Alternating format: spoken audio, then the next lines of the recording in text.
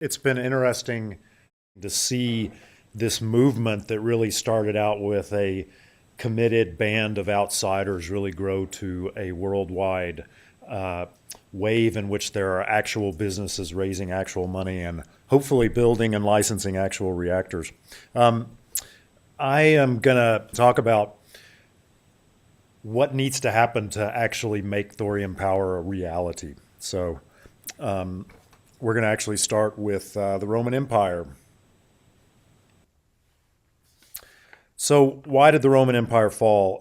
Someone has counted up the number of theories to explain the fall of Rome, and the one that really interests me here was outlined by Joseph Tainter in a 1990 book called "The Collapse of Complex Societies," and it has to do with what's called energy return on investment. So, put simply, the energy required to maintain the Roman lifestyle, all those monuments, games and spectacles, feasts, and centrally heated bathhouses, became more and more costly as the centuries passed. Fertile cropland was depleted, and landscapes were deforested. Remote borders became harder to defend, and the army, the source of Rome's might for a millennium, went underfed and unmotivated. By the end, Rome was easy pickings for the barbarian hordes. So here's Tainter actually in an interview. The great problem Rome faced was when they would have to incur very high costs just to maintain the status quo. They had to invest very high amounts in solving problems that didn't yield a positive return, but instead simply allowed them to maintain what they already had. I would argue that that's a very succinct description of the predicament we find ourselves in today. So essentially, Imperial Rome fell because it failed to diversify its energy sources. And notably, an innovative technology existed to do just that. Rome was the first civilization to develop all the necessary components for the world's first steam engine, but it never built one for practical use. In the first century AD, a man named Hero of Alexandria, who was a Greek living under Roman rule, described an alophile, which was named for Aeolus, the god of wind, which is now considered the first device powered by steam. It was a water-filled cauldron. That's the big container you see, heated by a fire, obviously, with a pair of tubes projecting upwards from its lid. The tubes supported a metal sphere that spun on its horizontal axis, with two nozzles or tip jets protruding from it and bent in opposite directions. Expelled through nozzles, steam generated thrust that spun the ball.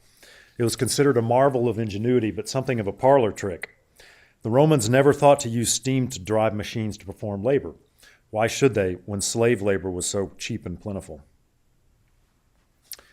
So, moving forward in time a bit, in her great book, The March of Folly, the historian Barbara Tuchman catalogs a series of critical turning points at which governments and societies trapped in the status quo despite mounting contrary evidence failed to leap imaginatively, to take bold and visionary steps into the future and to change the course of events. Tuchman called it pursuit of policy contrary to self-interest. And some of the points that she described were the start of World War I, Vietnam and the U.S., etc. I mean, the U.S. and Vietnam, etc. And here's what Tuchman wrote. Wooden-headedness consists of assessing a situation in terms of preconceived fixed notions while ignoring or rejecting any contrary signs. That definition applies perfectly to our current nuclear power industry, and I would argue the whole power system. Ignoring the potential for thorium power in the 1960s and 1970s, which is what we did, was short-sighted. To do so now would be folly. So let's talk about nuclear power for a moment. And most of you will be familiar with what I'm about to talk about. Nuclear power provides about 20% of the electricity in the U.S. and about the same percentage worldwide. In France, it's much higher. It's about 80% in France. And by many measures, the nuclear power industry has been successful. It has a relatively clean safety record.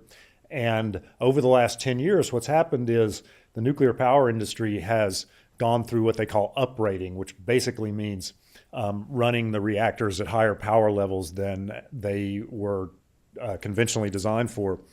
And they've relicensed existing power plants beyond their original design life. The thing about nuclear power is that it's stagnant in terms of innovation. So the Nuclear Regulatory Commission just licensed the first new nuclear plant in the US in 34 years. And it's a 2-reactor plant in Georgia. And it's conventional light water uranium reactors, which is basically 40-year-old technology. Because what happened was when the industry began to really stagnate in the 80s, people didn't go into it. They started going elsewhere. They went to Wall Street. They started going to Silicon Valley, et cetera. So there's kind of a donut hole in the middle in terms of personnel in the industry. That's starting to change. A lot of young people are starting to go into the industry again, and nuclear engineering departments are starting to get full again. But something needs to change to really bring the industry into the 21st century. And I would argue that it's thorium. So just briefly on thorium, I'm going to assume that a lot of you have heard of thorium power. As Kirk Sorensen has been here, he's one of the kind of leaders of the thorium revival in the US. Thorium is about 4 times as abundant as uranium. It's about as common as lead. I've heard it said that in India, which by some measures has the largest resources of thorium in the world, if you scoop up a handful of sand on a beach in Mumbai, you've got enough thorium in your hand to power the city for a year. That sounds apocryphal to me, but it does give you a sense of how common it is and what a dense and efficient source of energy it is. The other thing about thorium is that it's fertile, it's not fissile. And what I mean by that is you can't cram a bunch of thorium into a small space and create a critical mass and start a spontaneous chain reaction. You have to have an external source of neutrons. And what happens when you bombard thorium with neutrons, it goes through a nuclear decay chain and eventually reaches actually an isotope of uranium, which is U-233. The type of uranium that is consumed in nuclear reactors is actually U-235, which is very rare in nature.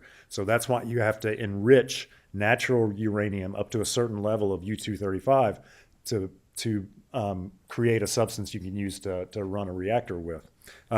If you enrich uranium to about 3 to 5% or maybe 7% U-235, you've got reactor-grade uranium. If you continue and enrich it to 20%, you've got weapons-grade uranium. And so that's the drama, the dilemma we see unfolding in Iran right now. If you have a civilian nuclear power industry with centrifuges to enrich uranium, it's relatively easy to enrich it to weapons-grade.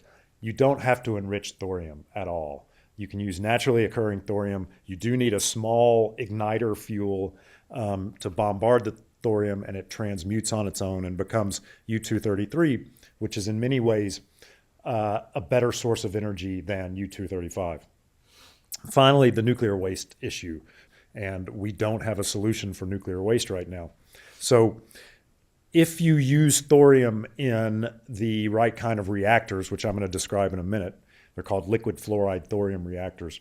Not only do they produce much, much less waste, which is much shorter lived in terms of the radiotoxicity, you can also consume or process existing waste from conventional nuclear reactors and burn it down essentially into a form that's much easier to store and much easier to deal with.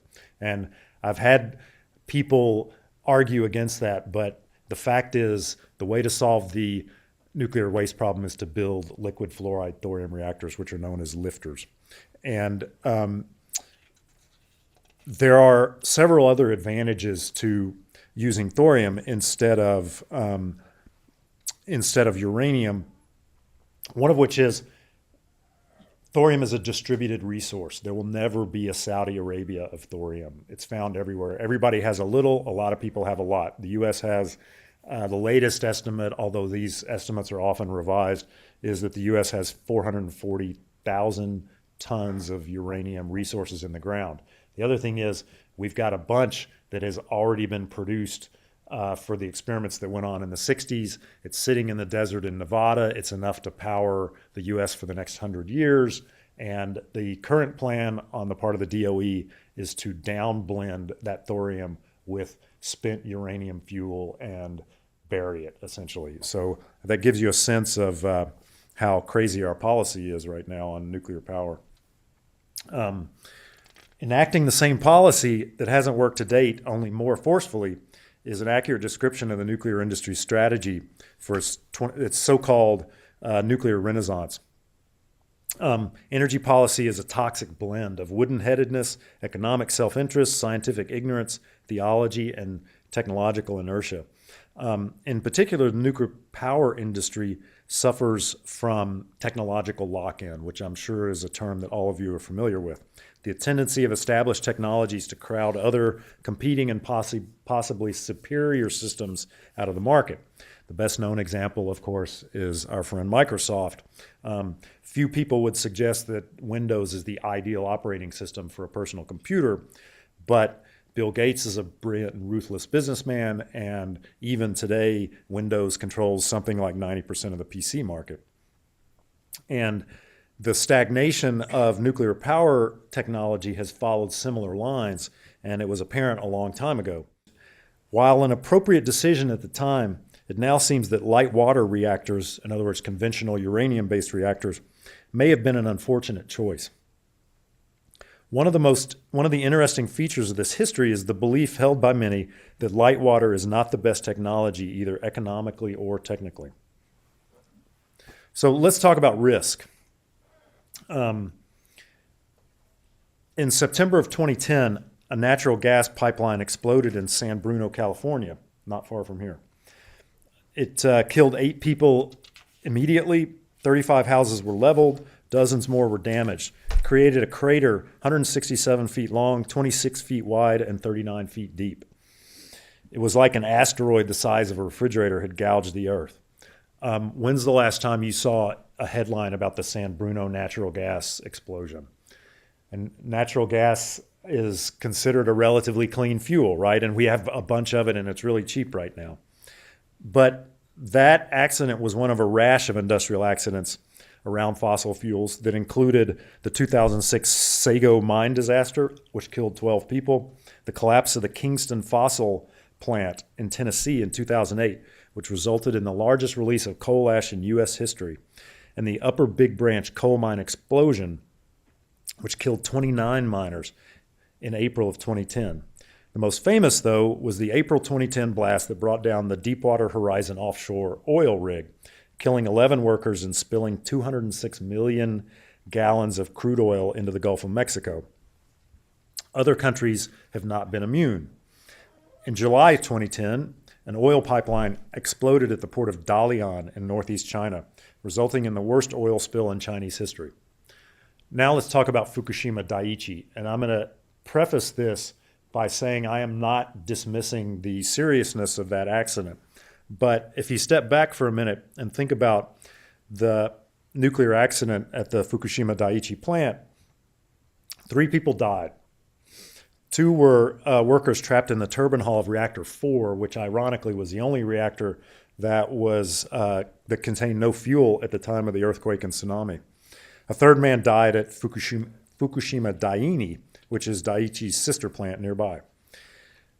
But in the context of the wider earthquake and tsunami, which killed at least 18,000 people, the nuclear accident was a footnote. And in comparison with the series of fossil fuel disasters that I've just described, it hardly rates mention.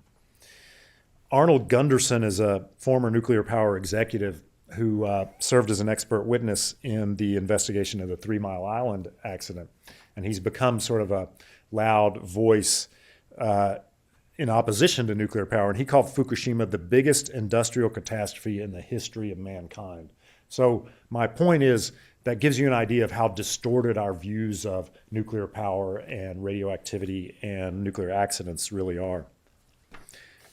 Most nuclear technologists today are hemmed in by an incrementalism that eliminates the possibility of bold and visionary leaps. The Blue Ribbon Commission on America's Nuclear Future, which was formed by the Obama administration soon after Barack Obama took office, has looked at various pathways forward for nuclear power in the 21st century, including on that list is thorium reactors.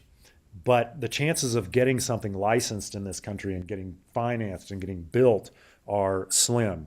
Only the smallest and most predictable next step is safe enough to pursue. The perception of danger is too high. So here's the real risk. This is one of many charts. This basically is various predictions of the rise in temperature through the end of the century in degrees Celsius. And this is what scares me. So if you look at the risk of a nuclear power accident in general from conventional nuclear power, much less from thorium reactors, which are far safer, versus this risk that we're looking at, there's no comparison. We're hastening the onset of disastrous global climate change by continuing to burn fossil fuels. And just a word about natural gas. I just wrote part of a cover package for Fortune magazine about the natural gas boom. And that's a great thing for America. $2 natural gas is a great thing. And we're actually exporting natural gas from the Gulf Coast to Western Europe, because even with the transport costs, which with natural gas are pretty high, the price once you get it to Brussels or wherever in Europe, it's still much cheaper. That's not going to last. That price imbalance is not going to last. The natural gas industry is not yet, the market is not yet globalized like the oil industry is, and that's going to change. So being simply the low-cost provider of cheap energy is not a pathway to sustained prosperity. So if we continue on our current path, large coastal cities could be underwater, millions of acres of agricultural land will have turned to desert, severe drought will be widespread, resource wars fought over increasingly scarce supplies of water and energy will be common, and so on. But again, we have a perceptual problem. The prospect of global climate change is sort of abstract and distant to most Americans. And there have been some polls recently that are sort of staggering, that only something like 35% of Americans consider global climate change a real threat. Since 2001, fears of another terror attack have poisoned American life and cost America billions of dollars in ways both visible, in terms of long lines of security at airports, for instance, and invisible, including the difficulty of foreigners to come work for companies like Google because of visa issues. Despite the comparatively clean safety record of the nuclear power industry, the potential of nuclear power, at least in the U.S., has been stifled by risks that are almost too small to measure. So what's changed? Why are we incapable of summoning the will, the confidence, and the unity to produce similar achievements against a threat that is every bit as existential as World War II or the Cold War?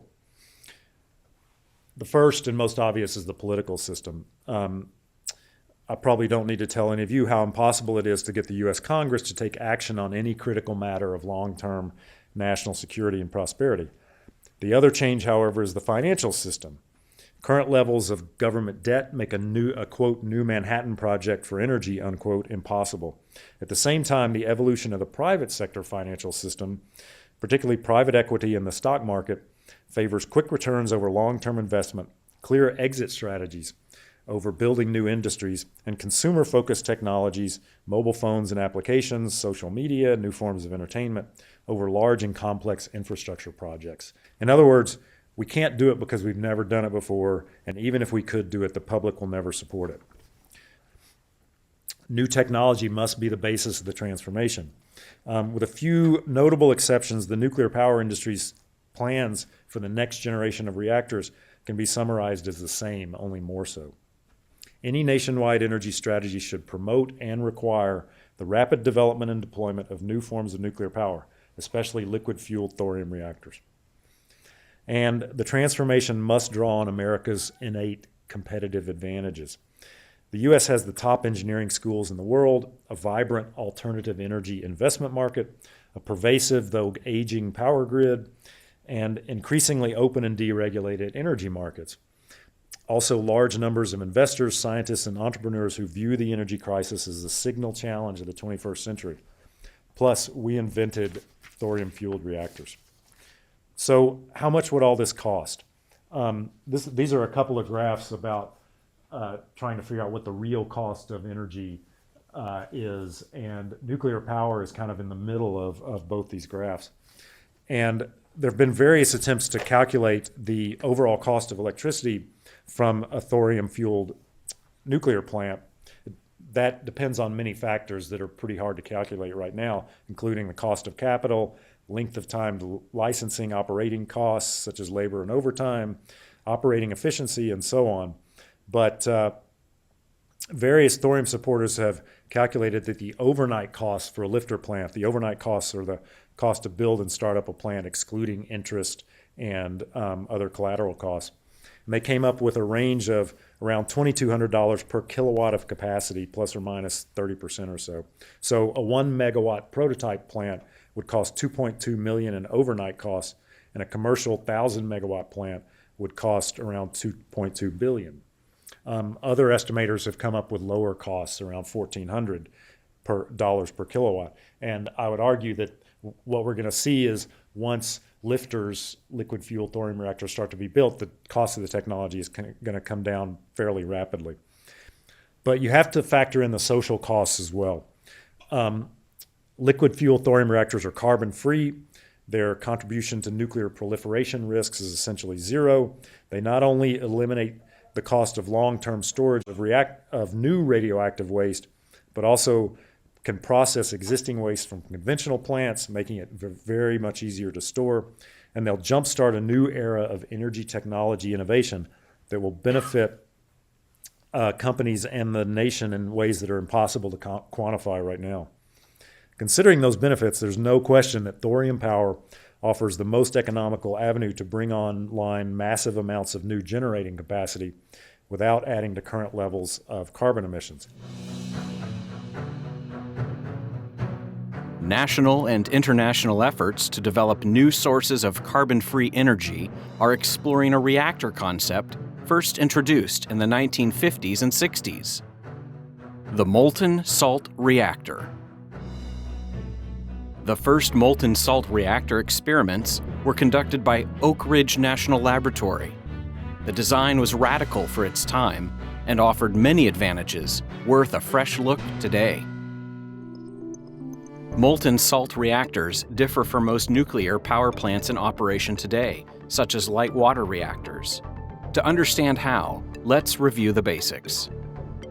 Nuclear power plants generate electricity through a fissile chain reaction. Fissionable isotopes like uranium-235, 233, or plutonium-239 absorb a neutron and then fission, that is, split apart into fission products. In that process, they generate heat. As well, they eject more neutrons to continue the chain reaction. A moderator is usually employed to slow down the neutrons, so they are more likely to cause another fission when they impact the fuel. In the case of light water reactors, solid fuel rods contain the fissile material. Water surrounding the fuel acts as both a moderator and coolant. The coolant carries heat to turbines that generate electricity. In a molten salt reactor, the core operates very differently. The primary coolant is a salt heated above its melting point, so it is a fluid. While private industry is developing several distinct designs, here's the most commonly proposed configuration. Instead of fuel rods, fissile material is dissolved in the molten salt. The fuel flows around graphite rods, which moderate the energy of the neutrons to support the nuclear chain reaction. Other designs include liquid or solid fuel contained in rods, similar to current reactors, but with molten salt as a coolant. These reactors can use a broad range of fuel and salt compositions, and there are even designs that do not require a moderator at all and are a class called fast reactors. Several designs would employ thorium fuel, which offers many benefits. There is at least 3 times more thorium than uranium on the planet, and its waste largely decays in hundreds of years instead of tens of thousands. Other advantages of molten salt reactors include safety and efficiency. Replacing water as the coolant removes possibility of steam explosions and generation of flammable hydrogen gas. Low pressure operation also places less demand on containment systems. The nuclear reactions are easier to control because liquid salt expands. In the event of an unanticipated rise in temperature, this expansion shuts down the reaction. Additionally, a freeze plug can dump the fuel into tanks and stop the reaction.